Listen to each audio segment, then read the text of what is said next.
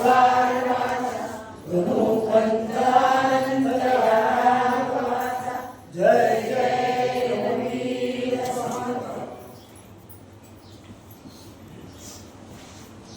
तरी प्रवचन सेवा लवकर सुरू करावी असं ठरवलं तरी 13:30 होत आहे.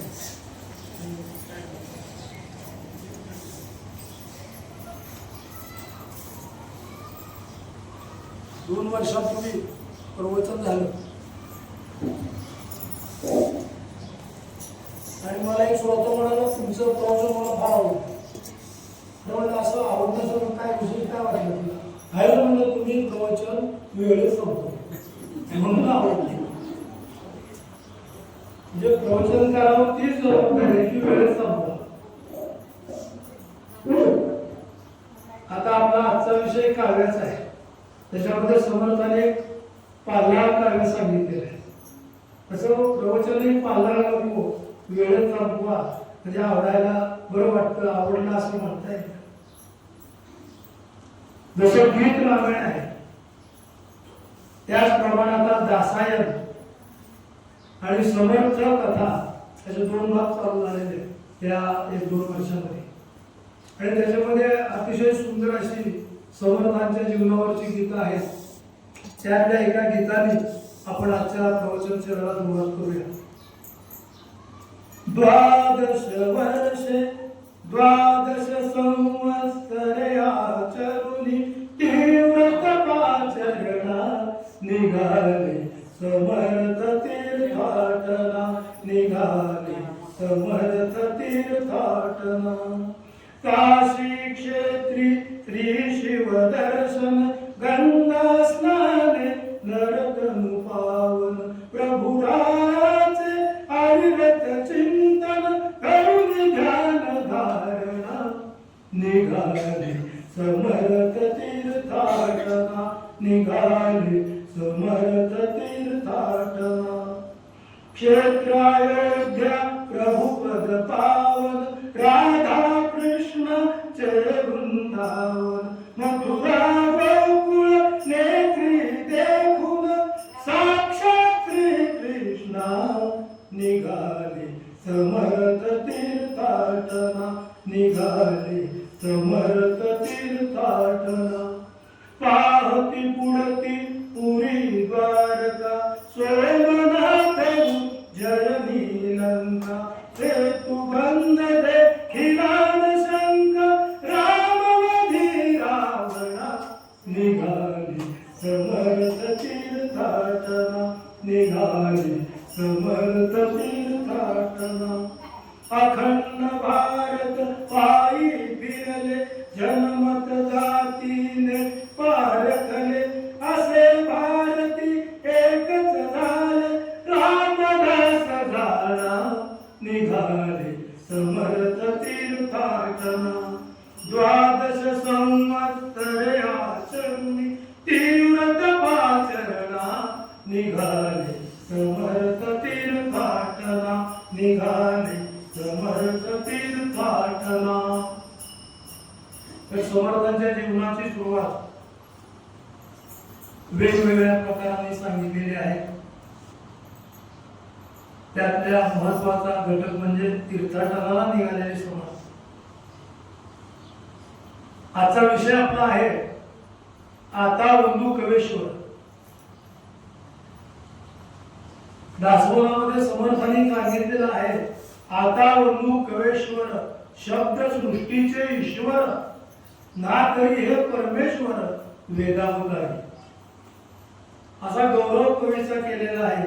त्यानंतर ते पुढे म्हणतायत नसता कवीचा व्यापार तरी कैसा असेल जगतदार म्हणून कवी हे आधार सकळ सृष्टीशी. म्हणून सबंध सृष्टीला आधार कुणाचा आहे तर कवींचा आहे. म्हणून मग समर्थ या कवीला वंदन करतात. कवी म्हणतात कवीश्वर म्हणतात महाकवी म्हणून त्यांचं कौतुक करतात. आणि 2 समास दासबोधामध्ये समर्थांनी लिहिलेले आहेत. पहिला आहे तो कवेश्वर स्तवन आणि दुसरा आहे कवी कला निरूपण. तर या दोन समासामध्ये समर्थांनी कवीच्या बद्दल बरंच लिखाण केलेलं आहे.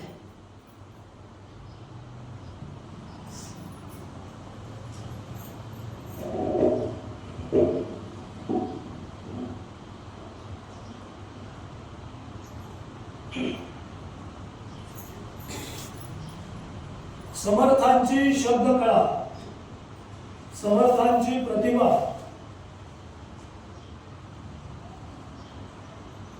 ही वेगळ्या स्वरूपाची, संत स्वरूपाची अशा प्रकारची आहे.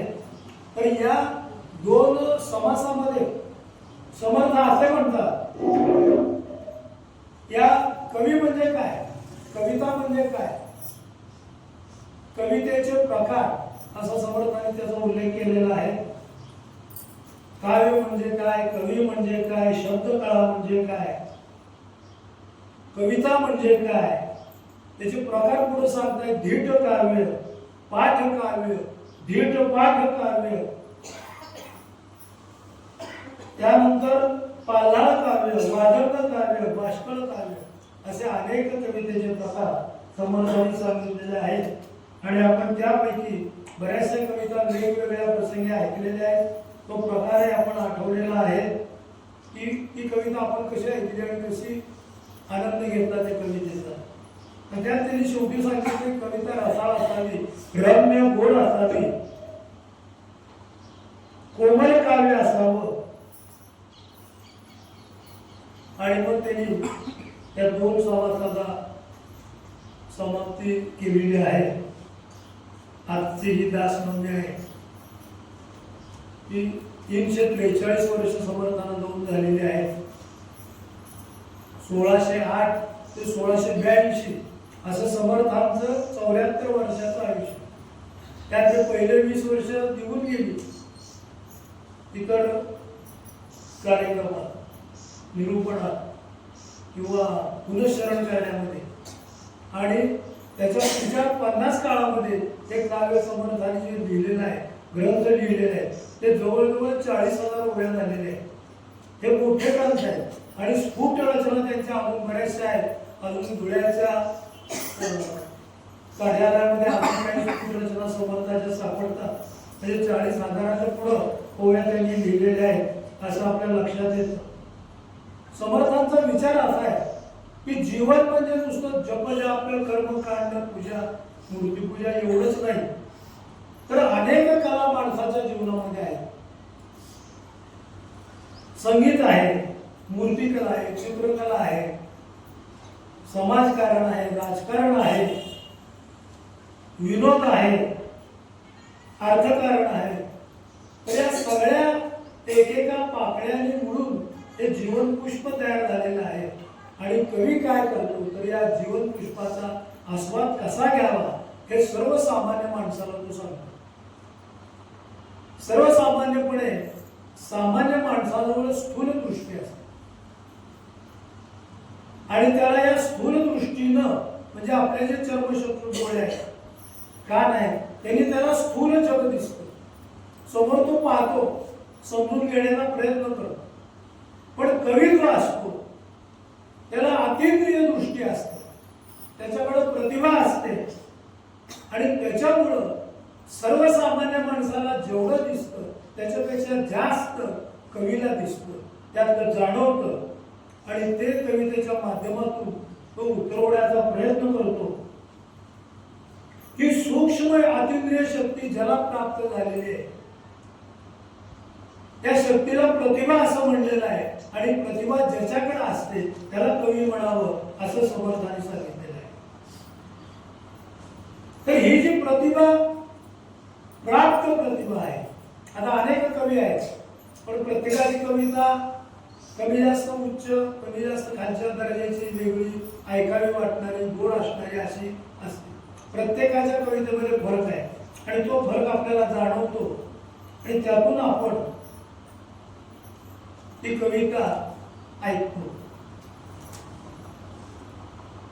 कवीने कसं असावं कसं वागावं याचे दिवस समर्थाने सांगितलेले आहे. आणि त्या कवित्व निरूपणामध्ये त्यांनी जे भाग केले त्यातला पहिला प्रकार आहे कवी.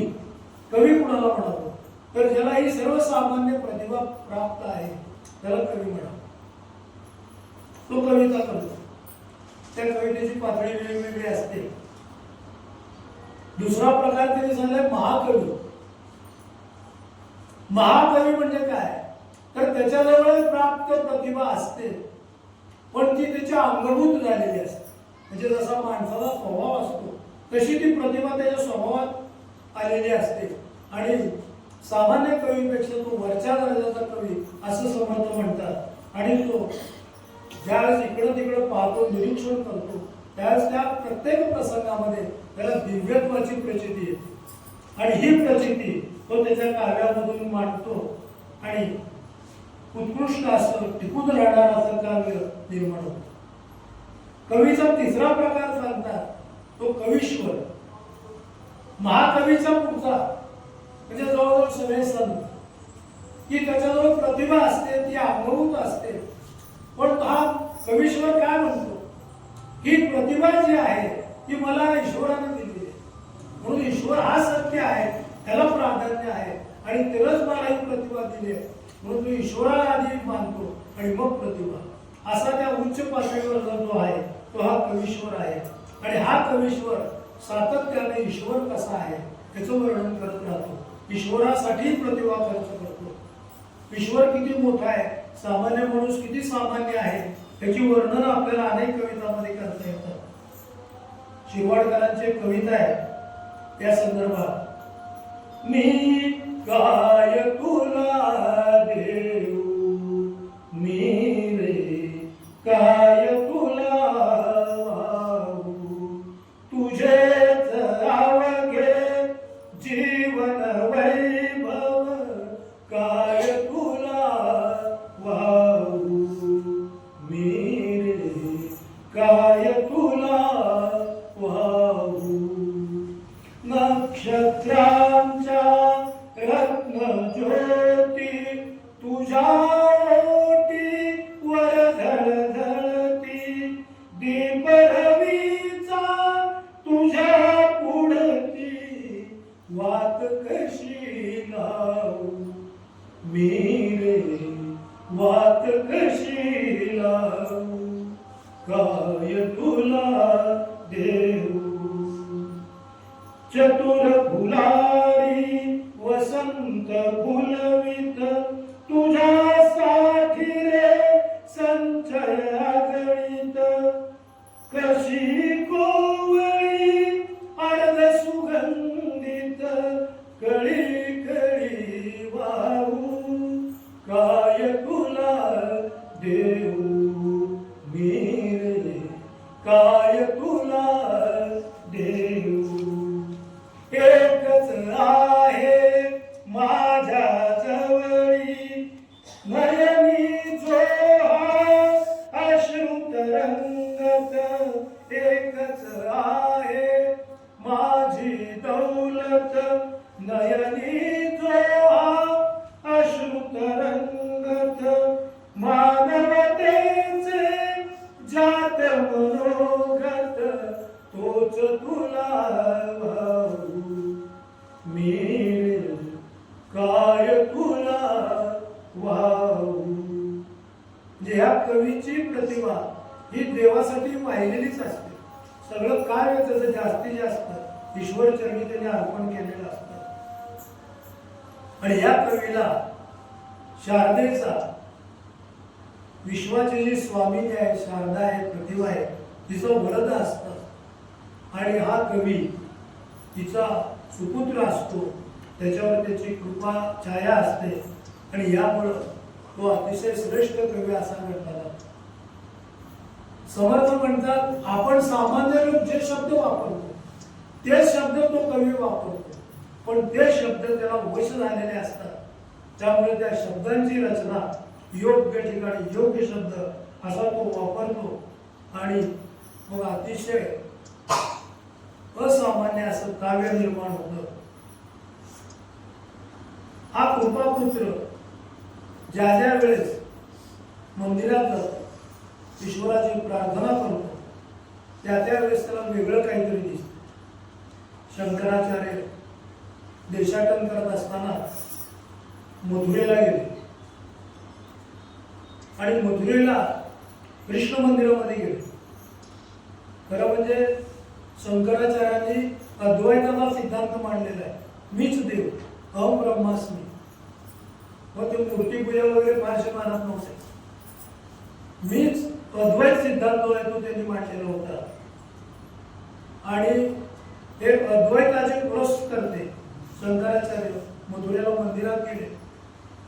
मंदिरात कृष्णाची मूर्ती होती. इतकी सुंदर मूर्ती होती. शंकराचार्य बघत राहिले. शंकराचार्य कवीच होते. अद्भुत काव्य असलेली शब्दरचना प्रतिभा सदैव जागृत असलेली आणि त्यांच्या तोंडातून शब्द बाहेर पडले. भजय वजय कमंडनम समस्त पाप खंडनम स्वभक्त चित्तरंजनम सदानंद नंदनंदनम. आणि हे कृष्णाष्टक त्यांच्या मुखातून निघालं, तयार झालं. असं असामान्य अनेक वर्ष अमर असलेलं आजही आपण अनेक ठिकाणी प्रसंगानं म्हणतो हे कृष्णाष्टक. हे उचंबळून आलेली प्रतिभा अशी बाहेर केव्हा तरी पडते. ते स्वतः मी अद्वैतीचा विचार करणारा प्रसार करणारा आहे तरी पण त्यांनी मूर्तीचं अतिशय सुंदर वर्णन केलं आणि निर्गुणातून सगुणाकडे आले. खरं पाहिलं तर प्रत्येक माणूस कितीही मोठा असला तरी तो शेवटी तो सगुणातच रमतो. निर्गुणात रमणं कमी असतं. म्हणून शंकराचार्यांच्या मुखातून श्रीकृष्णांचं अष्टक आपल्याला ऐकायला मिळतं. हा जो महाकवी आहे, कवीश्वर आहे, त्यांच्यामध्ये फारसा फरक नाही. कमी जास्त प्रमाणात त्यांचं काव्य वेगवेगळ्या पद्धतीनं आपल्याला ऐकायला मिळतं. कविता आपण त्या ऐकतो, ग्रंथ वाचतो आणि त्या कवीला समाजाचा एक उपकार करणं असं म्हटलं जातं. समाजाचा काय उपकार आहे कवीवर? तर कवी ज्या काळामध्ये आहे त्यावेळेचा समाज कसा आहे याचा विचार करून तो काव्य लिहितो. त्याच्या काव्यामध्ये समाजाला चालणार नाही असं एखादं वाक्य किंवा असं एखादी ओळ येणार नाही याची तो काळजी घेतो. जे समाजासाठी तो योग्य असा आदर्श ठेवतो आणि त्याप्रमाणे इतरांनाही वागावं अशी त्याची संकल्पना असते. तर याच्यामध्ये समाजाचा कसा संबंध असतो याबाबत एक विचार आपल्याला मांडता येईल. एका कवीने असं म्हटलं की समर्थ आज जर असते तर समर्थाने काय लिहिलं? 350 वर्षापूर्वी दासबोधेला इतर लिखाण केलं. पण समर्थ आज जर असते तर समर्थापुढं समस्या निर्माण झाली असती आणि समर्थाने काय लिहिलं असतं? आज हयात असते रामदास तर भोवती पाहून हरामदास, अंतरी झाले असते उदास लागोनी चिंता.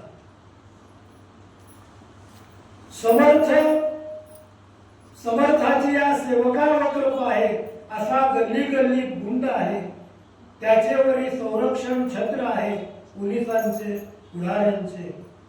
या सत्याचा लागता शोध कुठून सुचेल दासबोध, लिहिला असता उदास बोध समर्थाने. हे काव्य लिहिलेलं आहे, हे मंगेश पाडगावकरांनी लिहिलेलं आहे. ते मोठे कवी होते आणि उदासबोध नावाचा काव्य संग्रह त्यांचा प्रसिद्ध आहे. त्याच्यावर त्यांनी वेगवेगळी स्तवने लिहिलेली आहेत. तर असा समाजाचा परिणाम काव्यावर होत असतो आणि अशा प्रकारचं काव्य निर्माण होतं. समर्थांची काव्य रचना जी आहे त्याच्यामध्ये शब्दाला फार महत्त्व. शब्द असे शब्द समर्थाने योजलेले आहेत, अशा क्रमाने योजलेले आहेत की त्यामुळे त्या वाक्याला, त्या ओळीला एक सामर्थ्य प्राप्त झाले. लोकमान्य टिळक म्हणतायत माझ्यावर समर्थांचा फार परिणाम झालेला आहे. साक्षेप शिवाजीचा घ्यावा, शिवाजीला आठवावं या संदर्भात त्यांनी 1-2 ओळी लिहिलेल्या आहेत. शिवरायाचा आठवावा प्रताप. आणि या 3 शब्दांचा माझ्यावर इतका परिणाम झाला की मी एक रात्रभर त्याच्यावर विचार केला आणि शिवजयंती जाहीररित्या चालू केली. पुण्यामध्ये शिवजयंती किंवा शिव पुण्यतिथी काही होत नव्हतं त्यावेळेस, तर ती शिवजयंती टिळकांनी चालू केली आणि त्यांना या समर्थाच्या या 3 शब्दातून प्रेरणा मिळाली. त्यानंतर सेतू माधवराव पगडी त्यांनी कॉलेजमध्ये असताना समर्थांचं काव्य, समर्थांचे ग्रंथ वाचले आणि म्हणतात की प्रसंगी अखंडित वाचित झाले. हे वाक्य मला फार आवडलं आणि ते मी माझ्या आचरणात आणलं. इतकं वाचन केलं की आज मी तुमच्या पुढं इतिहासचार्य सेतू माधवराव पगडी म्हणून उभा आहे. त्यांच्या मताला किंमत आहे असा इतिहासकार निर्माण होण्याचं कारण म्हणजे समर्थांचे हे शब्द आहे. तर असे असामान्य शब्द एखाद्या सुभाषिताप्रमाणे वाटावेत अशा ओव्या समर्थांनी लिहिलेल्या आहेत. पूर्वी आपल्याकडे खेडेगावामध्ये इमल्याची घरं होती, म्हणजे लाकडी खांब, त्याच्यावर तुळया किंवा त्याला सर असं म्हणायचं आणि वरती इमला टाकलेला असायचा. तर पूर्वीचे हे जे लाकडी ढाचा होता, खांब आणि सर तुळया, ह्याच्यावर सर्वत्र ग्रामीण भागामध्ये समर्थांची वाक्य लिहिलेली असायची, समर्थांच्या ओव्या लिहिलेल्या असायच्या की जाता येता त्या ओव्या समोर याव्यात, दिसाव्यात अशा पद्धतीनं या ओव्या त्याच्यावर असायच्या. कशा प्रकारचे ते आपल्याला खूप उदाहरण आपण ऐकलेले आहे. मरावे परी कीर्ती रूपी उडावे, यत्न तो देव जाणावा, अवगुण सोडा सांडावे, उत्तम गुण घ्यावे, सामर्थ्य आहे चळवळीचे जो करील तयाचे, मराठा तितुका मिळवावा, महाराष्ट्र धर्म वाढवावा. अशा असंख्य ओव्या समर्थाच्या आहेत की ज्या त्या खांबावर, त्या तुळयावर लिहिलेल्या असायच्या. अनेक ठिकाणी हे पाहिलेलं आहे की सहज आपण पडलोय, बसलोय तर समोर काय दिसावं, तर ही ओळ दिसावी. अशा प्रकारचा संस्कार याच्यामधून मुलांच्यावर व्हायचा आणि मग एक काव्य सुभाषितासारखं संस्कारासाठी वापरलं जायचं. ही जी काव्य आहेत महाकवींची, हे काय करतात, त्याचं एक फलित समर्थाने सांगितलेलं आहे की ही काव्य ऐकल्यानंतर माणसामध्ये बदल होतो, वेगवेगळ्या प्रकारचे बदल होतात आणि हे बदल काय प्रकारचे आहेत हे समर्थाने लिहिलेलं आहे. मूर्ख असतो तो चतुर होतो, त्याला काव्य आवडायला लागतं. आडाणी माणूस विद्वान होतो, भयभीताला विशेष भय अभय निर्माण होतं. उदासीन हा निष्काम असतो तो सकाम निष्काम होतो.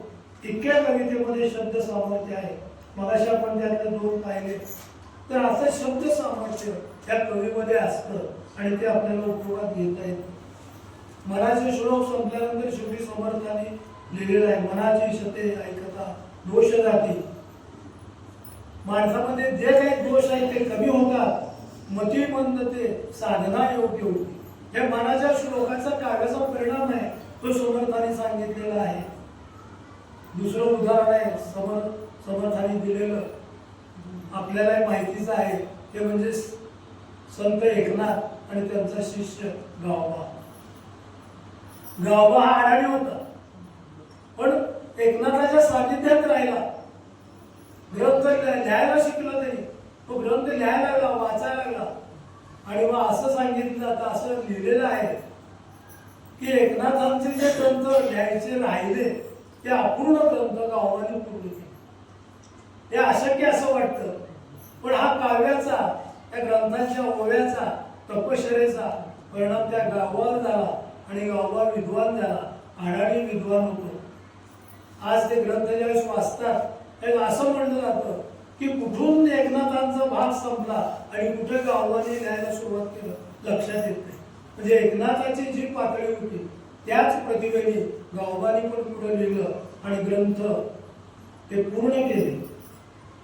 आता काही काव्य कसे भयभीताला अभय देणारे, उदाहरणार्थ वंदे मातरम हे काव्य.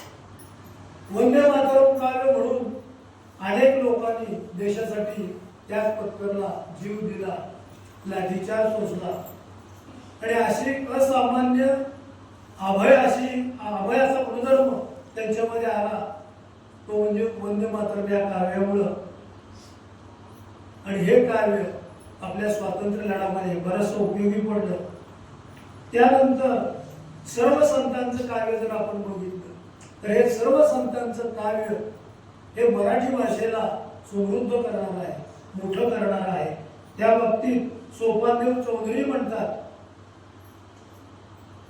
की नाथांचा जो ग्रंथ आहे भागवत, तो मराठीला असं सजवतो की त्या मराठीनं भरभरीत शालू नेसलेला आहे.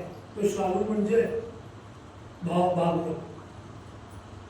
हा पहिला कवी मराठीला सजवणारा. मुक्ताबाई जनाबाई यांचं काव्य मराठीच्या कानामध्ये कर्णफुलं म्हणून चमकत आहे. तर ज्ञानेश्वराची ज्ञानेश्वरी मराठीला मळवट भरलेला आहे, अशी सुंदर आहे. तर समर्थांचा दासबोध हा मराठीच्या गळ्यामधला चंद्रहार आहे. इतकं या संतांनी मराठीला मोठं केलेलं आहे. अशी ही भाग्यवती मराठी. त्याच्यामध्ये अशा प्रकारचे कवी, संत कवी आहेत, महाकवी आहेत. त्यातलेच एक महाकवी म्हणजे स्वातंत्र्यवीर सावरकर. स्वातंत्र्यवीर सावरकरांच्या विषयी त्यांची प्रतिभा अतिशय दाहक, वेगळ्याच प्रकारची आहे. तेजस्वी, प्रखर, दाहक असलेली दिव्य अशी प्रतिभा त्यांच्याविषयी लिहिलेलं आहे. देवनी आहुतीला ते देवदूत झाले, ज्वालेत जन्मुनिया ज्वालेत ते निमाले. ज्वाला तयास बंधू माता पिताही ज्वाला, ज्वालाच त्यास भगिनी प्रिय प्रेयसी वाला. ज्वाला बंधू त्याचे त्याने विवाह केले, ज्वालाबाई वधूशी त्याने विवाह केले. देवनी आहुतीला ते देवदूत झाले. तर अशी प्रखर प्रज्ञा, प्रतिभा लाभलेले सावरकर. आणि यांचा परिणाम काय झाला? त्यांची कविता आपल्याला माहित आहे. ने मदशीने भरत मातृभूमीला सागरा प्राण तळाला. या कवितेमध्ये ज्यावेळेस ते सागराशी संभाषण करतायत, बोलतायत, त्यावेळेस त्याला म्हणतायत कठीण अगस्तीस हा तारे, जो एका चमनी एक क्षणी तुझं प्याला. ही जी पूर्वजांची आठवण आहे. समुद्र कसा असतो याचं आपल्याला सर्वसाधारण कल्पना आहे. जे नेहमी समुद्र पाहतात त्यांचं वेगळं आहे, पण केव्हा तरी समुद्र पाहतो त्याला तो रौद्र रूप त्याचं दिसतं, समुद्राची भीती वाटते. पण सावरकरांनी त्याच सागराला उद्देशून म्हटलंय की मी अगस्तीचा वंशज आहे, तुला घाबरणार नाही. आणि ही मनशक्ती, ही प्रतिभा समर्थाच्या काव्यात होती. त्या काव्यातनं ती त्यांच्या मनामध्ये उतरली होती आणि मनामधून शरीरात उतरली होती. आणि याचा प्रत्यय आपल्याला समर्थांना ज्यावेळेस शिक्षा झाली, सावरकरांना शिक्षा झाली आणि त्यांना बोटीतून त्यांचा प्रवास चालू झाला, त्यावेळेस त्यांनी समुद्रात उडी मारली आणि त्यांची जगात गाजलेली उडी, त्या उडी मारून त्यांनी काही किलोमीटर समुद्राचं अंतर तोडलं आणि ते फ्रान्सच्या किनाऱ्यावर आले. त्यांचा कायदेशीर विचार वेगळा होता, पण तो त्याला अपयश आलं आणि परत ते इंग्रजाच्या ताब्यात गेले. अशी कल्पना किंवा असा प्रकार या कवितेमधल्या कल्पनेत आहे. पण हे इतकी शक्ती सर्वसामान्य माणसाच्या शरीरात आणि मनात उतरण्याचं कारण म्हणजे त्याची प्रतिभा. त्यांची इतर काव्यही आपण अभ्यासतो आणि ते आपल्याला त्याच दिव्यत्वानं ऐकता येतात. आणि हाच मृत्यूला आव्हान देणारा मंत्र सावरकरांनी आळवला. अनादिनी अनंतनी मारली मधुरी पोहायचा कोण्या जन्मला. आणि ह्याच ताकदीने काया पाण्याची शिक्षा त्यांनी पूर्ण केली आणि मृत्यूवर मात करून ते परत भारतात आले. सामान्य माणूस पण कवी असल्यामुळं त्या संकटावर त्यांनी मात केली. अंदमानातली शिक्षा भोगताना त्यांनी भिंतीवर कविता लिहिल्या. त्या कशा याबद्दल आपण मागे ऐकलेलं आहे, बोललेलं. तर या कवितेनेच सावरकरांना सावरलं आणि सावरकर मृत्यूच्या तोंडातून बाहेर आले आणि परत भारतात येऊन त्यांनी त्यांचं वेगळं कार्य चालू केलं. मराठीला मोठं करणं, मराठी शब्दशुद्धी हे आपल्याला माहिती आहे. तर मृत्यूवर मात करणारे सावरकर या कवितेतून निर्माण झाले. सर्वसामान्य माणसाला मृत्यूची भयंकर भीती आहे. तो भीतो कशाला? तर मृत्यूला. म्हणून सर्व संत काय करतात तर सर्वसामान्य माणसाच्या मनातली मृत्यूची भीती काढण्याचा प्रयत्न करतात. तुकोबा म्हणतात, आपले मरण पाहिले का डोळा, तो अनुपम्य सोहळा. मृत्यूचा सोहळा कसा अनुपम्य आहे, त्याचा एवढं काही तुम्ही धसका घेऊ नका. तो अनुपम्य सोहळा आहे. मृत्यूला स्वागत करा, येऊ द्या, अशी मनाची तयारी करा. आणि समर्थांनी तर मृत्यूबद्दल सगळीकडे लिहिलेलंच आहे. दासबोधामध्ये 2 समाज लिहिलेले आहेत, मृत्यू निरूपण आणि देहांत निरूपण. त्याच्यामध्ये समर्थांनी 32 ओव्या अशा लिहिलेल्या आहेत की मृत्यू कुणालाही सोडत नाही. तुम्ही कुणीही असा, अशा 32 उदाहरणं त्यांनी दिलेली आहेत. आणि शेवटच्या 32व्या ओळीमध्ये ते म्हणतात, मृत्यू न म्हणे थोर थोर, मृत्यू न म्हणे हरिहर, मृत्यू न म्हणे अवतार भगवंताचे. मृत्यू अवताराला सुद्धा सोडत नाही, हरिहराला सोडत नाही. पण तो सामान्य माणसाला काय सोडणार आहे? मरे एक त्याचा तुझ्या शोक आहे, हे आपण वाचतोच आहे नेहमी. तर अशा पद्धतीनं या संतांनी सर्वसामान्य माणसाचा मृत्यूचा जो धसका आहे तो कमी करण्याचा प्रयत्न केलेला. आणि मृत्यूला घाबरू नकोस असं किती जरी म्हटलं तरी एक धसका किती प्रमाणात कमी होईल. तर उर्दूमध्ये एक प्रकार आहे काव्याचा, त्याला शायरी असं म्हणतात. आणि हे शायर म्हणजे कवी ही शायरी करतात. शायरीचे 2 विषय असा आहे की मृत्यू आणि प्रेमबंध. की जिथे दुःख भरपूर आहे तेच विषय आहेत शायरीचे. आणि शायरी करते काय तर हे दुःख कमी करण्याचा प्रयत्न करते. कितीही दुःख असू दे, मृत्यूचं असू दे, प्रेमभंगाचं असू दे किंवा वेगळं असू दे, ती त्याला सुखाची झालर लावते आणि सौंदर्य निर्मिती करते. कविता एखाद्याच आपण ऐकली, वाचली तर आपल्या डोळ्यात पाणी येतं, आपल्याला विषाद वाटतो, दुःख वाटतं. मी हायस्कूलमध्ये असताना त्या ठिकाणी एकदा कवी यशवंत आहे. आणि यशवंताची त्यावेळी आई ही कविता अतिशय गाजली. त्यांचं काव्य वाचन झालं आणि त्यांची आता शेवटची कविता म्हणजे ही आई. त्यावेळी त्यांच्या बरोबर आलेला जो एक माणूस होता त्यांनी निवेदन केलं की कवी यशवंत आता आई कविता सादर करतील, तर ज्यांना आई नाही आहे किंवा ज्यांची आई वारले त्यांनी कृपया बाहेर जावं. अशी सूचना झाली. मग काही जण बाहेर गेले, काही जण थांबले आणि ते काव्य वाचन पूर्ण झालं. सांगण्याचा उद्देश आहे की कविता माणसाला विषण्ण करते, रडवते, डोळ्यामध्ये आसू आणते. पण ही शायरी काय करते, कितीही दुःख असू दे त्याला सुखाची किनार देते आणि तुम्हाला सूक्ष्म असं स्मित हास्य तुमच्यामध्ये निर्माण करते. यासाठी एका कवीने एक कल्पना सांगितलेली आहे की एखादी सुगरण कारल्याची भाजी तयार करते. कडू कारलं असतं, मग त्या कारल्याचं कडूपणा राहण्यासाठी चिंच, गुळ असे प्रकार पदार्थ वापरते आणि त्या कारल्याचा कडूपणा कमी करते. तो कमी होतो पण काही प्रमाणात कारलं कडू ते कडूपणा राहतोच. आणि तो राहिलेला कडूपणा त्या कारल्याच्या भाजीची वैशिष्ट्यपूर्ण चव होतो आणि आपण ती कारल्याची भाजी ती चव स्वीकारून खातो. खाताना आपल्याला इतकी काही करू नये. तसं ही शायरी आहे.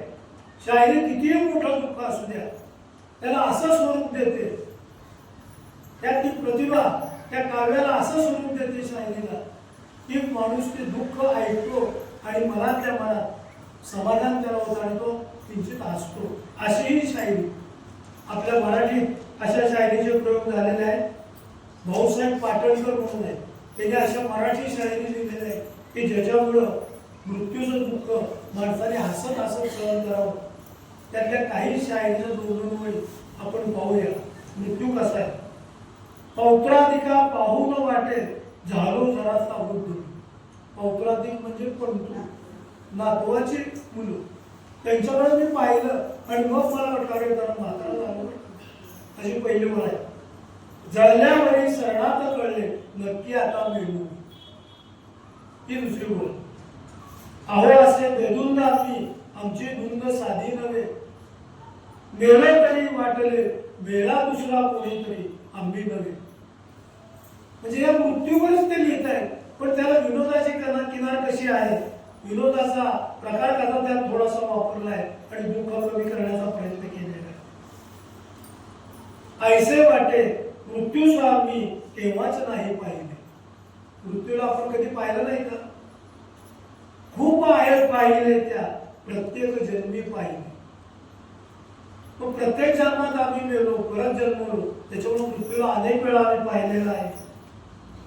पाहिले आहे आम्ही मृत्यू सुद्धा प्रत्येकदा, आणि त्या वेळेला आम्ही प्रत्येकदा मृत्यूला पाहिलं. नुसतेच ना मेलो आम्ही, जन्मलो प्रत्येकदा. हा प्रकार मृत्यूची भीती घालवण्यासाठी, मृत्यू तू का कुणाला यावा असं वाटत, माणसाला मृत्यू यावा असं वाटत नाही. तू येऊ नयेस असेच वाटते, पण येतो असा काळ जेव्हा, ही दुसरी वेळ फार चांगली लिहिलेली आहे. येतो असा काळ जेव्हा तूच यावा वाटत. म्हणजे माणसामध्ये अशी संकट येतात, असा प्रसंग येतो आणि माणसाला वाटतं आता काही जगण्याचा अर्थ नाही, मेलेलं बरं. आणि मग त्यावेळेस वाटतं आता मृत्यू तू ये, आता या संकटात काही मी सुटत नाही. महत्वाचं म्हणजे आजारपण, आजारपणामध्ये खूप त्रास होतो. अशा वेळेस माणूस म्हणतो बाद झालं, मृत्यू आता ये. हा मृत्यू प्रत्येक माणसाकडे एकदाच येतो, दोनदा तीनदा येत नाही. म्हणून शाहीर काय म्हणतो, मृत्यू जर का आलास, तू ज्यावेळेस माझ्याकडे येशील आलास, क्षीण मी होता असा, लवकर ये. मी क्षीण झालोय, अंथरुणावर पडलोय, डोळ्याला नीट दिसत नाही, बोलता येत नाही, ऐकू येत नाही, अशा अवस्थेत येऊ नको. मी धडधाकट आहे, अशा वेळेसच तू ये. कारण का, तर तू म्हणतो बनवेल का तेव्हा मला, मी तसा झालो तर मला बनवेल का. साधे तुला या बसा. अरे ग्रस्ताचं लक्षण आहे, कुणी आलं की त्याला या बसा म्हणावं. तू तर एकदाच माझ्याकडे येणार आहे, तेव्हा तुला या बसा मला म्हणता यावं, तुझं स्वागत करता यावं, अशा अवस्थेतच तू माझ्याकडे ये. आणि मग ही शायरी या मृत्यूला सुद्धा माणसाला सुसह्य करते. एका प्रेमभंगाची त्यांची शायरी लिहिलेली आहे. त्याचा विषय असा आहे की एक प्रियकर आपल्या प्रियसीच्या गल्लीत गेला आणि तिच्या घरापाशी काही कार्यक्रम होता, तिथं थांबला. ती आधी तिच्याशी बोलण्याचा प्रयत्न केला. त्याच ती म्हणले मेरे गले से निकल जा. प्रेमभंगच आहे. पण त्याच्यानंतर महिन्यानेच तो कवी मेला आणि त्याची प्रेत यात्रा तिच्या दारावरून चालली.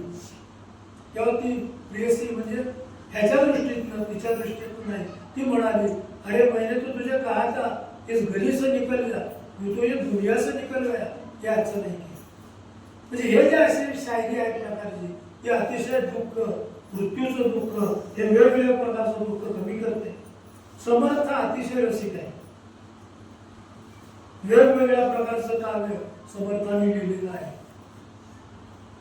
कशा प्रकारचं आहे, कवितेमध्ये अनेक वृत्त आहेत, अलंकार आहेत, भुजंगप्रयात मनाचे श्लोक लिहिलेले आहेत, मालिनी, शिखरणी, यमक अशा अनेक प्रकार आहेत. आपल्या दासगृहामध्ये दुसऱ्या दिवशी जो अभंग म्हणला आरंभी वंदी, तो दाम यमक मध्ये आहे. दाम यमक म्हणजे काय, तर चरणाचं शेवटचं अक्षर पुढच्या चरणाचं पहिलं अक्षर असतं. अशी बरेचसे अभंग समर्थांनी लिहिलेले आहेत. आणि समर्थांनी एक नरसिंह पंचक म्हणून लिहिलेलं आहे. हे नरसिंह पंचक हे त्यांनी लाटानुप्रास या वृत्तामध्ये लिहिलेलं आहे. कशा प्रकारचं आहे ते, समर्थांनी नरसिंह पंचक. आता नरसिंह हा अकरा विकरा क्रूर, त्याचं वर्णन करायचं आहे. मग कसं लिहिलं पाहिजे, त्यात समर्थांनी हा लाटानुप्रास वापरलेला आहे. नरहरी नरपाळे, भक्त पाळे, भूपाळे, प्रगट रूप विशाळे, दाविल लोक पाळे, खवळ त्रिपू काळे, काळ काळे कळावे, तटोतट संधी व्यापिले वंदी जाळे. असे नाटक अशा पाण्यात निर्माण होतात, तसे शब्द निर्माण होतात आणि माणसाच्या मनावर आदळतात. आणि त्याचं ते गौरव रूप माणसाला जर वर्णनातून साधता येतं असं काव्य अनेक प्रकारचं समर्थाने लिहिलेलं आहे. समर्थाने त्यावेळेस आता म्हणजे अनेक शाळा महाराष्ट्रामध्ये निजामशाही कुतुबशाही या शाळा कार्य करत होत्या आणि सर्वत्र हिंडायला सोपं जावं म्हणून उर्दू काव्य हिंदी काव्य सुद्धा समर्थाने केलेलं आहे. त्यात एक सुंदर अभंग आपल्या मंडळामध्ये मांडला जातो. तो एक 2 वेळी मी सादर करतोय. नयन में रघुवीर मेरो नयन में रघुवीर रामदास की प्रेम की पीरत झरकत नयन नीर झरकत नयन नीर नयन में रघुवीर मेरो नयन में रघुवीर असं हिंदी काव्य भरपूर लिहिलेलं आहे. अनेक काव्य समर्थांनी लिहिलेली आहेत. सवायाबद्दल आपण परवा ऐकलेलंच आहे. अनेक सवाया समर्थांनी लिहिलेल्या आहेत. आता इतकं लिखाण केलेलं आहे तरी समर्थ त्याचं श्रेय स्वतःकडे घेत नाही. समर्थ म्हणतायत सकळ करणे हे जगदीशाचे आणि कवित्वचे काय मनुष्याचे ऐशा अप्रमाण बोलण्याचे काय द्यावे.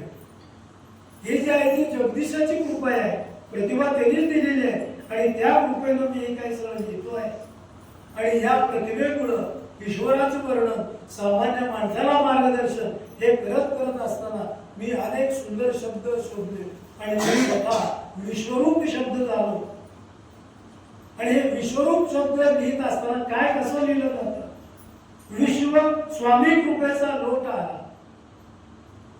इंग्रजीमध्ये एक काव्याची व्याख्या आहे स्पॉन्टेनियस फ्लो. म्हणजे त्यात समर्थाने सांगितलं पण ते ईश्वराशी जोडलेलं आहे. स्वामी कृपेचा लोट झाला मनसरोवरी सामावला पूर्ण झाली या उचंबळाला अनुभव उद्गार. कवी जर अनुभवाशिवाय लिहित असेल त्याला फारशी किंमत येणार नाही. पण त्याला अनुभवही असेल प्रतिभाही असेल तर त्याचं काव्य अमर होतं असामान्य होतं. सुंदर असे शब्द निर्माण होतात आणि अशी शब्दरत्ने आपल्याला ऐकायला मिळतात. कवितेत वाचायला मिळतात. तुकोबांनी लिहिलंय आमागणी धन शब्दाचीच रत्ने. तसंच समर्थ लिहितात शब्देची लाभली रत्ने शब्दरत्ने अमोलिक कोंदणा माझी ते सोने तैसा अर्थ प्रकृतीचा.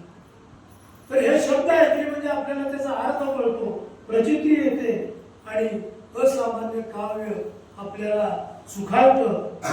म्हणून ही जी प्रतिभा आहे ही कशा प्रकारची असावी तर उचित ईश्वराला मानणारी अशी असेल तर सुंदर काव्य तयार होतं. पण हीच प्रतिभा किंवा हीच कल्पकता जर सैराट झाली तर सामान्य काव्य होतं फजित काव्य निर्माण होतं. आणि ते काव्य कशा प्रकारचं होईल हे काही सांगता येत नाही. तेव्हा अशा काव्याला कवी म्हणतात समर्थ म्हणतात धीट काव्य. धीट काव्य म्हणजे कसं आहे धीटपणे जे धीटपणे केले जे जे आपल्या मनास आले बळ्याचे कवित्व रचले या नाव धीट बोली.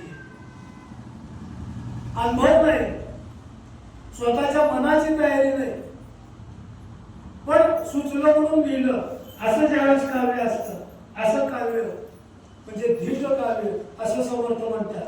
आणि काही कवी अशा प्रकारचे आहेत. आणि असाच एक कवी पु ल देशपांडेंच्याकडे गेला. कारण पु ल देशपांडेंच्याकडे अनेक कवी यायचे कविता ऐकवायचे आणि त्याला अभिप्राय द्या म्हणायचे. आणि हा कवी पु ल देशपांडेंच्याकडे गेला आणि त्यांनी कविता वाचण्याची इच्छा प्रकट केली. मी कविता काही वाचतोय तुमचा अभिप्राय द्या तुमचं मत सांगा. पु ल देशपांडे म्हणजे बरं आहे ठीक आहे वाच कविता. आणि त्या कवीनं पहिली ओळ वाचली मी झोपतो करून हिमालयाची उशी. पु ल देशपांडेने त्याच्या शरीराकडे पाहिलं पायापासून डोक्यापर्यंत. पु ल देशपांडे त्याला म्हणाले नाहीत पण ते लिहून ठेवले. अरे तू एसटीच्या बाकड्यावर झोपला तर अर्ध बाकडं रिकवर राहील, पण म्हणतो हिमालयाची उशी. म्हणजे प्रगल्भता नाही, प्रतिभा आहे, कल्पकता आहे, पण त्याचा वापर योग्य करता येत नाही. मग पुढच्या वेळी त्यांनी वाचायला सुरुवात केल्या, त्या वाचल्या 15 वर्षी कविता वाचून पूर्ण केली. मग काय कशी काय कविता माझी वाटते म्हणले फुलं ते कवी. आता काहीतरी बोलायला पाहिजे. कवी फुलं कुणाला दुखवत नव्हते, त्यातली एखादी वेळ जरी असली तरी छान आहे म्हणायचे आणि त्याची बोलवून करायची. मग फुलं त्याला म्हणाले, सूर्य त्याने बक्षीला, चंद्र होता साक्षीला. ओळ तू फार छान, मला फार आवडली. पण त्यातलं थोडं पुढचा कुठेतरी मला ऐकलं असं वाटतं. कुठला? चंद्र होता साक्षीला. हो आहे म्हटलं, एक नाटक आहे, चंद्र आहे साक्षीला. पण तीच ओळ मी योग्य म्हणून मी तो वापरते आणि ती माझी ओळ पूर्ण केली. पण तुम्हाला बरी वाटली नव्हती. हो छान आहे, छान लिहिले म्हटले, पण ते थोडा पुढच्याच बदल करता आला तर कर. पण हे तुम्ही काव्य मला ऐकायला लावताय. तुम्ही ह्याच्या अगोदर कुणाला ऐकायला दिलंय का? सांगितलं हो, माझ्या पत्नीला ऐकायला दिलं. माझी नेहमी पत्नीला कविता ऐकवतोच शक्यतो, म्हणून मी हे ऐकवतो. मग काय म्हणाले त्या फुलं म्हणाले, काय म्हणायचं तिला याकडे काही कळत नाही. ती रसिक नाही, पण ती बोलते आणि मी तिला ऐकवतो. ही ओळ मी वाचली. सूर्य त्याने बक्षीला, चंद्र होता साक्षीला. तिने उठून पडदिशी दिवा लावला आणि म्हणाली, सूर्य बक्षीला म्हणजे आता अंधार पडल असं काहीतरी बोलतो आणि मला अंत पाहते. तिच्याकडे मी फारसं लक्ष देत नाही, म्हणून मी तिचा कविता आहे तिला वाचून दाखवायचं फारसं ठेवलेलं नाही आहे. कारण आता मग मुलं त्याला म्हणाले, अहो स्त्रियांचं वेगळं असतं, त्या व्यवहारी असतात, तुमचा अर्थ वेगळा, कवी अर्थ वेगळा, प्रतिभा वेगळी, स्त्रियांना ती कळतीच असं नाही. तुमच्या वेळेचा तिने अर्थ लावला, सूर्य बक्षीला म्हणजे अंधार पडणार, म्हणून तिने दिवा लावला, लाईट लावली. आणि मग अहो त्यावेळेस तिने कानात मोठं घातली होती, हे तुम्हाला माहित नाही, आता तुम्हाला म्हणून सांगतो असं ते म्हणाले. पण अजून काय तुमच्या मुलीला त्यांनी प्रतिसाद दिला का? अहो ती 15वी ओळ आहे ना माझ्या कवितेतली, कुठली तर ते ऐकवली त्यांनी परत. लाल हिरवा पिवळा राम माझा सावळा. ही कविता 15वी कविता शेवट करणारी कवितेचा अशी सुंदर लिहिली. ही कविता ही ओळ लिहायला मला 15 दिवस प्रयत्न करावा आणि 15 दिवसातून ही ओळ मी लिहिली आणि तिला वाचून दाखवली. मुलांना हसू यायला लागलं. मग त्या काय म्हणाल्या, तुमच्या पत्नीनं तुम्हाला वाह केली नसेल. अहो कसली? ती म्हणाली, मी पण ऐकवतो तुम्हाला. आणि तिनं लगेच मला ऐकवली, लाल हिरवा पिवळा कविता लिहितो कावळा. माझ्या डोळ्यातून अश्रू आले मला. पण काय करू, आता काही त्याला इलाज नाही, म्हणून मी माझं फारसं काव्य तिला ऐकवत नाही. आता तुम्हाला म्हणून सांगतो म्हणलं, आता इथं दुसरं कोणी नाही. माझ्या 10 वह्या आहेत कवितेच्या आणि 3-4 काव्य संग्रह प्रसिद्ध केलेले आहेत. मी तिला एकदा सांगितलं, त्या 10 वह्या आणि संग्रह तू नीट जपून ठेव. तर मला काय म्हणली, परसदारी बंब ठेवलेला आहे पाणी तापवायचं, त्याच्याजवळ कोणाला आहे तिथं ठेवते, असा माझा ते अंत पाहते. मग तुम्ही काय म्हणाला नाही का तिला? अहो मगाशी ती म्हणाली मला कावळा, म्हणून मी तिच्या कानात जोरात ओरडलो काव काव, तेव्हा ती डोकं बसली. पुन्हा बंबाजवळ माझ्या कवितेच्या वह्या ठेवायला निघाली, असा ती माझा अर्थ पाहते. पण काय करणार, अहो ती दासबोध वाचते. माझी पत्नी नुसता दासबोध वाचत नाही, पारायणाला बसते. आणि मला एकदा म्हणाली, त्या कविता सांगते की तुम्ही आधी दासबोध वाचा आणि मग कविता लिहा. आणि मग मुलांनी त्याला जायला सांगितलं. असे धीट काव्य, धीटपणे केलेले काव्य, अशा काव्याला ते म्हणतात धीट काव्य. निसर्ग कवी, कविता ऐकली वाचली की आपोआप पाठच व्हावी, एक दोनदा म्हणले की. असे काही कवी आपल्याकडे आहेत. त्यातले महत्वाचे कवी, आता 2 कवींचा उल्लेख करून आपण थांबूया, कारण वेळेत संपायला पाहिजे. बोरकर, अतिशय निसर्गाला मानणारे कवी, कविता त्यांच्या सहज एकदा ऐकल्या की पाठ होऊन जातात अशा कविता. समुद्र बिलोरी आईना सृष्टीला 5वा महिना. काय कल्पना, सृष्टी आता कशी आहे तिला 5वा महिना लागलेला आहे. अशा स्वरूपात सुंदर स्वरूपात माझ्या समोर सृष्टी आहे. वाकले झाडाचे माते चांदणे पाण्यात नाते अशाच वेळी गेलीच सोडून करून जीवाची दैना सृष्टीला 5वा महिना. अशा सुंदर कविता लिहिलेल्या आहेत. आम्हाला 8वीत 9वीत एक कविता होती, गडद निळे जलद भरून आले. आणि ती कवितेला छान लावली आणि आम्ही म्हणत होतो. शाळेमध्ये साहेब आले आणि त्याला जर कवितेचा नाद असला मराठीचे असले तर आम्हाला नाही कविता म्हणून दाखवा आणि ही कविता आम्ही म्हणायचो गडद निळे. आणि हेच कवी ज्यावेळेस वयोवृद्ध झाले, गंभीर झाले, त्यावेळेस त्यांनी 4 ओळीची कविता मोठी आहे.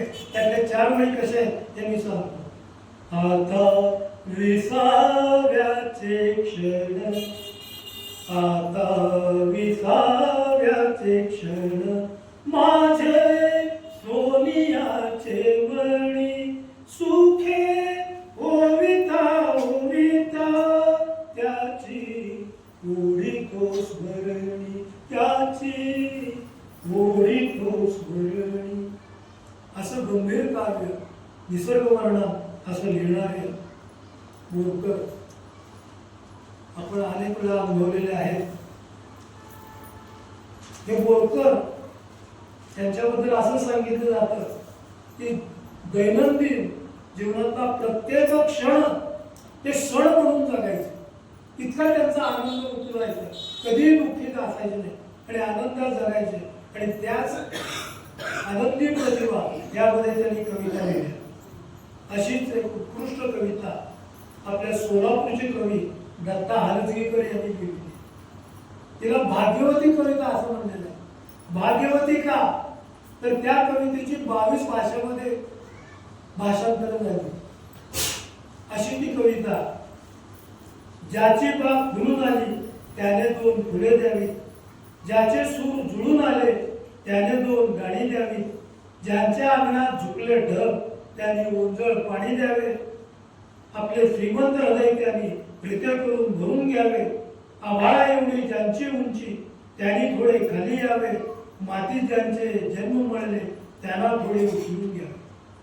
अशी सुंदर कविता आपल्या सोलापूरच्या दत्ता हालजगीकर यांनी लिहिलेली आहे. आणि थोडी एक भाष्कळ कविता लगेचच तुम्हाला ऐकवतो जी मी केली आहे ती. ज्यांना वाचता येतं त्यांनी दासबोध पारायणाला बसावं, ज्यांना उठून सकाळी चालता येतं त्यांनी रामफेरीत सामील व्हावं, प्रवचन करता येतं त्यांनी प्रवचन करावं, सुंदर आवाज आहे त्यांनी भजन म्हणावं, ज्यांना आनंद घ्यायचा आहे त्यांनी दास नवमीमध्ये सहभागी व्हावं. तर त्या तोच विचार एका वेगळ्या पद्धतीने इथे मी मांडलेला आहे. तर ही अशी भाग्यवती कविता आपल्या सोलापूरच्या दत्ता हालजगीकर यांची आहे. आणि आता आपण शेवटच्या टप्प्यात आलेलो आहोत. ज्ञानेश्वर माऊलीने असे म्हणलेलं आहे की वाचे बळवे कवित्व, कविती बळवे रसिकत्व, रसिकत्वी परतत्व, स्पर्शू ऐसा. अशी ज्ञानेश्वरांची ओळी. काव्य कसं असावं हे सांगण्यासाठी ते म्हणतात भाषेपेक्षा काव्य बरं, कविता बरी, कवितामध्ये रसिकत्व बरं, पण या रसिकत्वाला परतत्वाचा स्पर्श असला पाहिजे. आता यात आपल्याला सगळं कळतं, पण परतत्वाचा स्पर्श म्हणजे काय, परतत्व म्हणजे काय, तर परतत्व म्हणजे कवी अशा पातळीवर पोहोचलेला असला पाहिजे, त्याची बुद्धी अशा प्रकारची झालेली असली पाहिजे की सगळीकडे त्याला परमेश्वर दिसला. प्रत्येक प्राण्यामध्ये त्यांनी परमेश्वराला पाहावं, प्रत्येक माणसामध्ये जळी स्थळी काष्टी पाषाणी म्हणतो असं ज्या माणसाचं वागणं असतं त्याची बुद्धी म्हणजे परतत्वाला पोचलेली असते. अशी बुद्धी असते त्याला काव्य असं चांगलं सुचतं आणि अतिशय सुंदर काव्य सुचलेलं असतं. परवा प्रवचनात आपण ऐकलं रामायण अनेक आपल्या भारतामध्ये आहे, जवळजवळ 300 प्रती वेगवेगळ्या रामायणाच्या. आणि आता नवीन एक विचार आलेला आहे की वाल्मिकी रामायण जे लिहिलं ते अगोदर लिहिलं असं काही जण म्हणतात, नंतर लिहिलं असंही काही जण म्हणतात.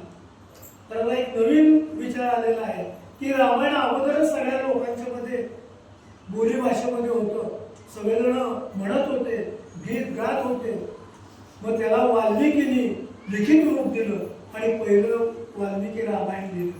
त्याच्यानंतर अनेक रामायण लिहिली गेली.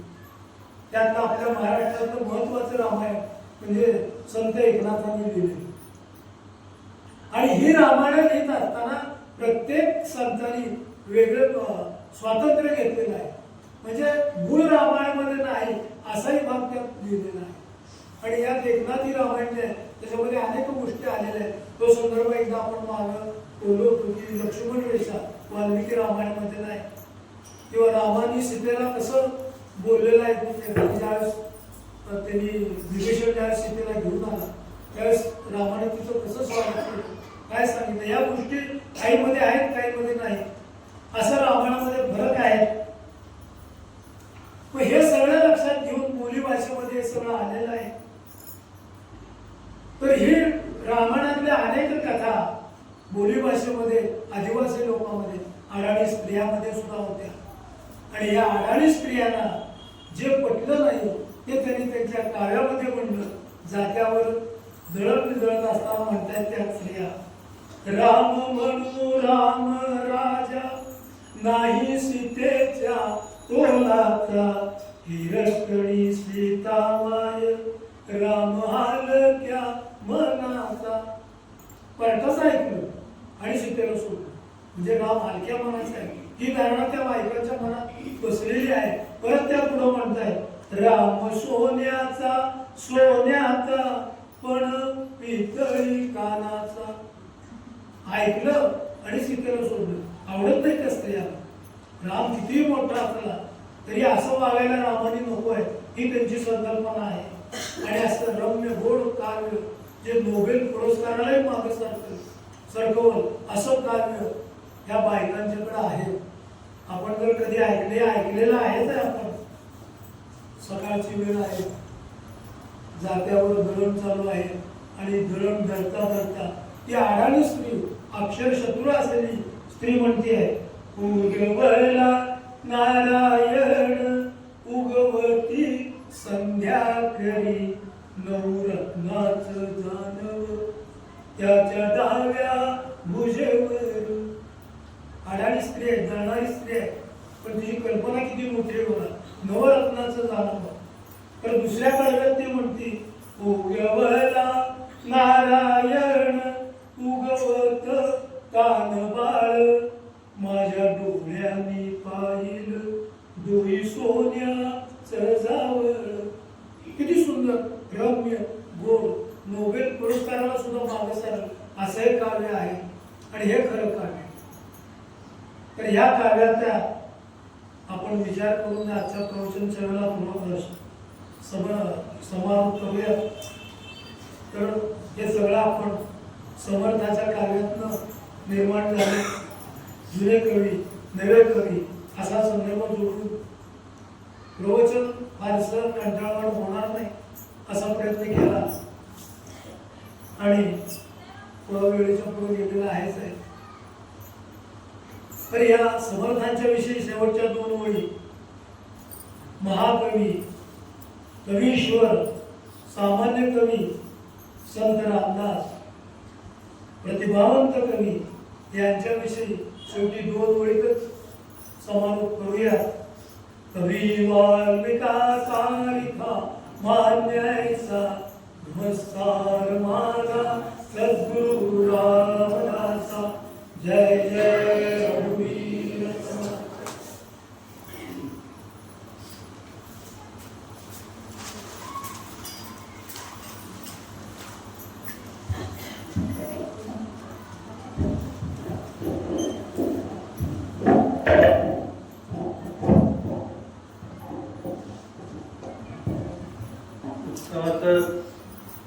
शेवटचं प्रवचन सरांनी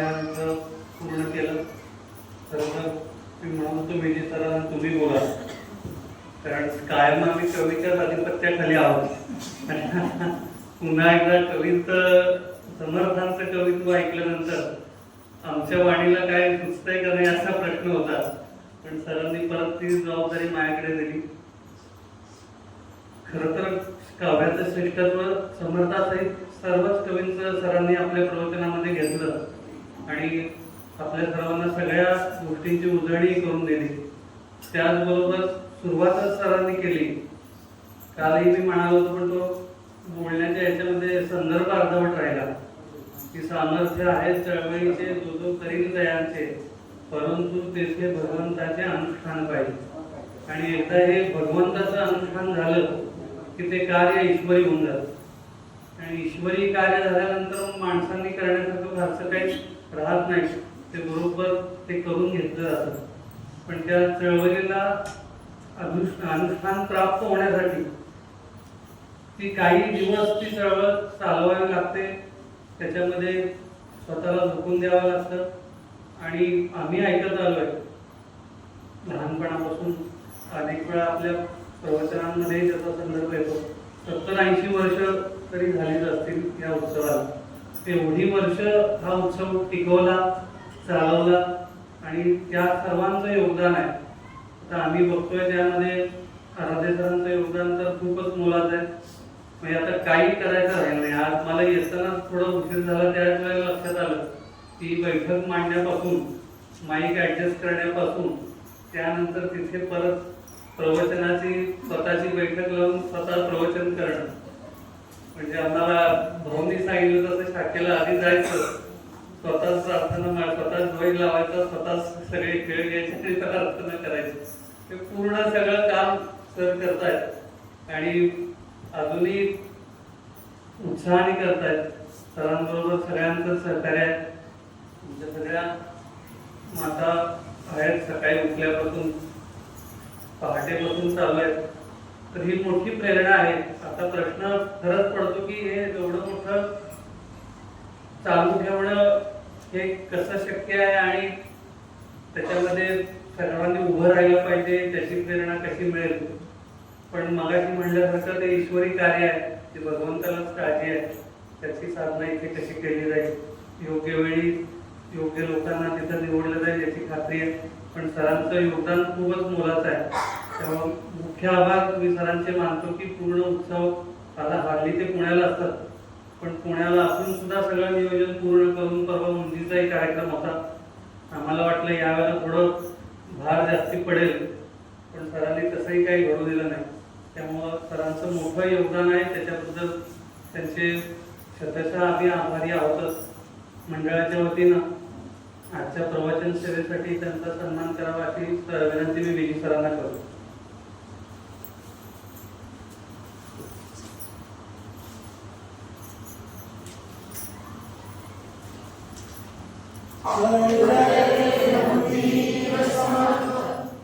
बसायल्यानंतर कार्यक्रम करतो.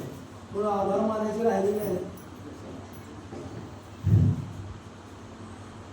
आभार म्हणजे खरं मानायची आवश्यकता नाही, कारण सगळेजण प्रेमानं उत्साहानं सहभागी होत आहेत. सकाळी पहाटे फेरी आहे, जवळजवळ 20 ते 25 जण उपस्थित असतात. त्या महिला सगळं आटोपून या ठिकाणी 5:45 हजर असतात आणि 1 तासाची फेरी असते. अतिशय सुखद असा अनुभव असतो. तर जास्तीत जास्त लोकांनी त्यात सहभागी व्हावं आणि फेरी अजून मोठी करावी. जे येत आहेत त्यांच्यासाठी आहे, जे येत नाहीत त्यांनी थोडा प्रयत्न करावा. पारायणाला 5-7 स्त्रिया बसलेल्या आहेत, पण नियमितपणे पारायण चालू आहे आणि आत्तापर्यंत अनेक वर्षाची प्रथा आहे ती चालू ठेवलेली आहे. त्याबद्दल या 5-6 स्त्रियांचं आभार थोडं ऋण व्यक्त करतो. त्यानंतर इथलं रोजचं व्यवस्थापन सिद्धेश, सीमाते आणि त्याचे वडील सचिन इथली सगळी व्यवस्था बघतात. सगळं लाईटिंग हे सिद्धेशनं केलेलं आहे. कुठं कमी जास्त काय असले तर लगेच दुरुस्ती करतो आणि व्यवस्थितपणा आणतो. म्हणून या कुटुंबाचा तिथं अतिशय सहभाग आहे. अगदी काढण्यापासून सत्रंज टाकण्यापर्यंत सगळे ते करतात. म्हणून ते आणि आभार मानलेले त्यांना आवडणार नाही, म्हणून मी त्यांना फक्त त्यांचा उल्लेख करतो. आणि महत्त्वाचं म्हणजे तुम्ही येणारे श्रोते वेळेवर जमत आहात, कमी संख्या असली तरी येत आहात आणि आपण हा कार्यक्रम चालू ठेवतो आहे. म्हणून तुमचे सर्वांचे आभार पुन्हा व्यक्त करतो आणि थांबतो. उद्याची माहिती काय करतो? उद्या 10 ते 12 असा कार्यक्रम आहे. नेहमीप्रमाणे समास वाचणं, मनाचे श्लोक आणि आरती, आणि 12-12:30च्या दरम्यान प्रसाद फुल जप, आणि त्यात थोडा जप आहे. पण 12-12:30ला संपतो. एक माळ जप आहे, तो फार वेळ थांबावा लागणार नाही. 12:30 पर्यंत संपेल आणि 12:30ला प्रसाद होईल. अशी उद्याची तयारी आहे.